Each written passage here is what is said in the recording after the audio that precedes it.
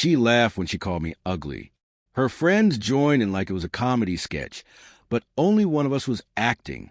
She looked me in the eye, tilted her wine glass, and with that cruel, drunken sparkle said, loud enough for the entire restaurant to hear, "A man like you should be grateful I even dated you."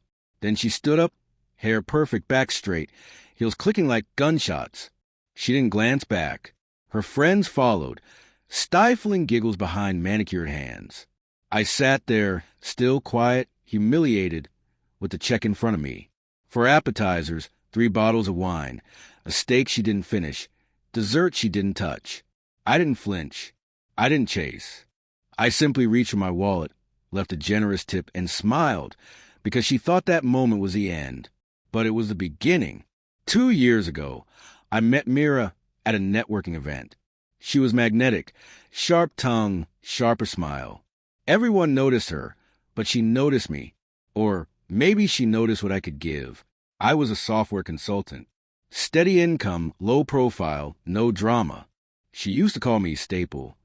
It was her favorite compliment. Until it wasn't. She moved in within 6 months. I paid the rent, upgraded her car, bought her a MacBook she never used, paid for courses she never finished. She wanted to start a fashion brand.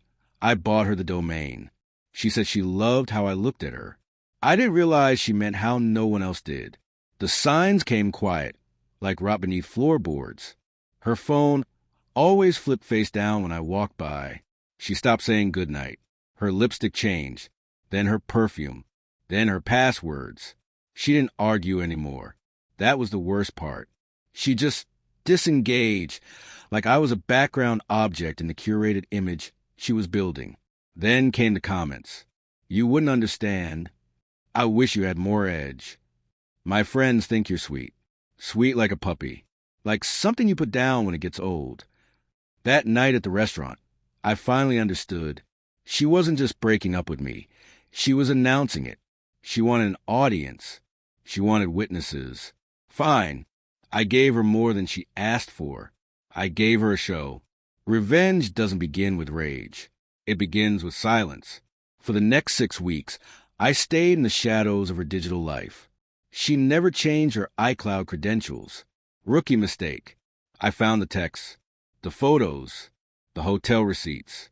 His name was Jaron. Trainer. Younger. Tatted. He called her Mamita, and she loved it. They thought I didn't know. They were right until they weren't. Step 1.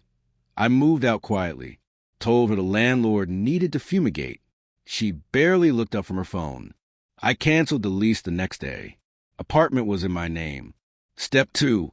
I froze the joint account, the one I funded entirely. She called once.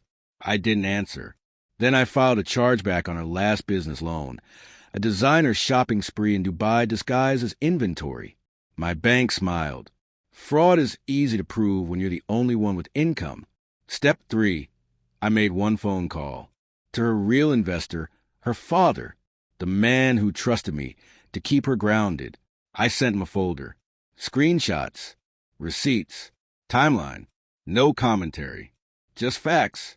He pulled out the $50,000 he'd wired to her brand the very next day. She never told him she spent it all on Jaron's new bike, gym gear, and a week in Bali. Step 4. I waited.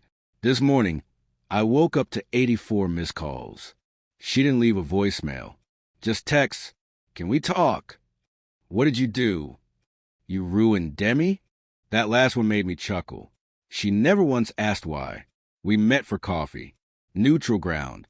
Public space. Just like she did when she humiliated me. She looked like a mess. No makeup. Hair tied up. Shaking hands. The barista knew something was off. He offered her water before she even sat down. "Why?" she whispered. I sipped my Americano. Calm. Steady. "You call me ugly in front of strangers," I said. "You mocked the life I built around you. You wanted an exit with applause. So I gave you one. Just not the kind you expected." Tears welled up in her eyes. She opened her mouth to speak. I stopped her. "Don't apologize. I'm not angry." She blinked. "I'm free." I stood up, dropped a 5 on the table, and walked out. No yelling, No scene, just the weight of her own choices collapsing around her. People think revenge is loud, explosive. It's not. It's surgical. You don't set fire to the bridge.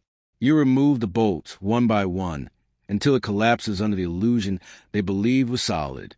And then you walk away smiling, just like I did,